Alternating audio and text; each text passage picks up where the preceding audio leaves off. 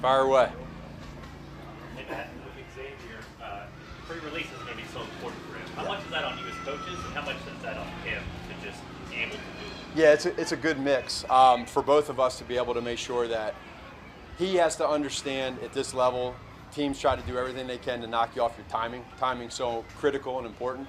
But then we as coaches, I think that's some of the fun part is for us to be able to find creative ways for guys, whoever it is, to be able to get free releases, and especially a guy like him that has all that speed. So it'll be critical making sure that there's a balance between both of us. What have you thought of him the last week? He's done great. He's really, every day just grow a little bit. I think it's important for myself to make sure that he understands that this is not going to be a race to the finish line in a week or two. Like, this is something that's going to happen over time.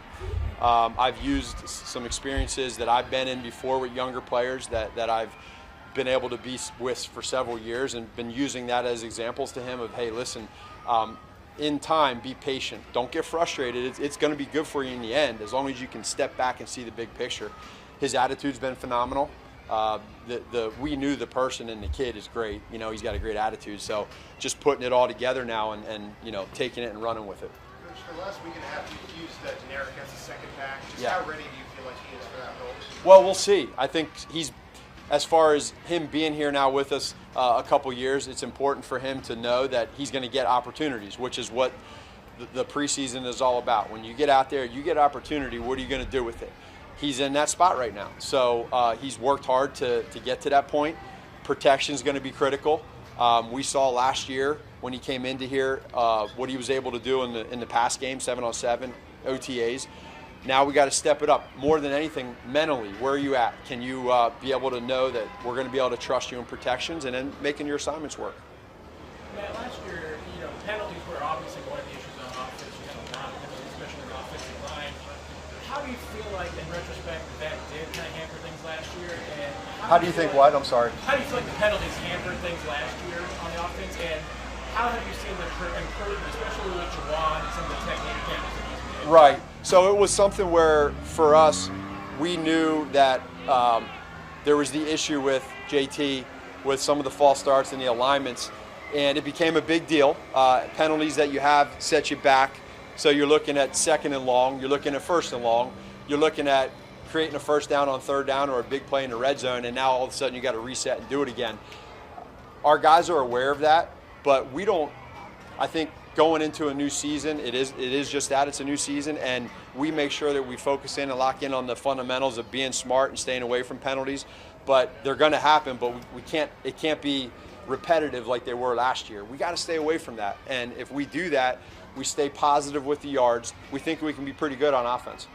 Have you seen improvement from Juwan as far as this change in technique this year? What's that? Have you seen an improvement from Juwan? Yeah, I think so. I think there's been a good improvement for him with, you're not seeing it right now. Now we'll see when we get in the game, but he's probably locked in a little bit himself as well and making sure that we don't get into that pattern of the false starts. But he's done great with it, and I think in general, now today we did some backed up situational stuff, and so it's emphasizing the cadence backed up.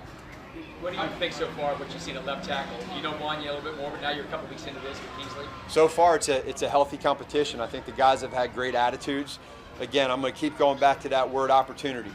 We next several weeks here, they're going to get opportunities to prove who should be that guy at left tackle. What puts you over the edge to win the job, and what is the quality, I guess, you're looking for? It's incremental. It's not one play. So if a guy goes out and has a great play in a protection or in the run game, he's got to do that over and over again. Consistency.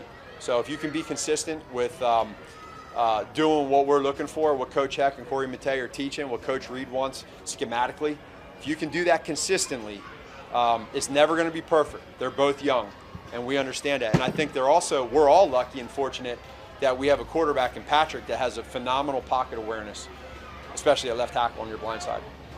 What's it been like finally having Xavier and Rice and Hollywood out there at the same time, and how? I know it's early. How does this year's receiving corps maybe is it different than the previous years?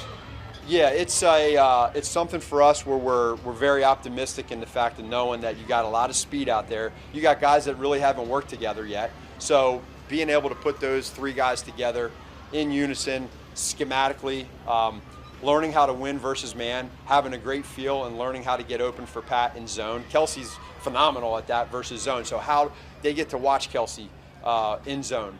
So it's important that the three of those guys get together and we can just kind of move them around like different pieces to the puzzle. And then they got to make plays. And I think the one thing that you see from all three of those guys is they got phenomenal tracking ability of the ball when it's in the air.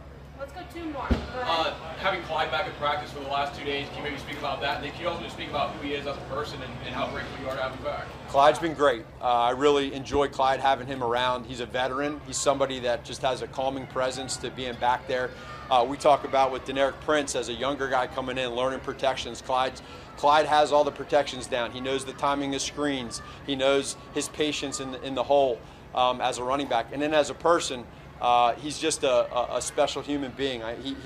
He has a great balance of on the field and off the field, and I think it shows, and it shows with his teammates and his coaches.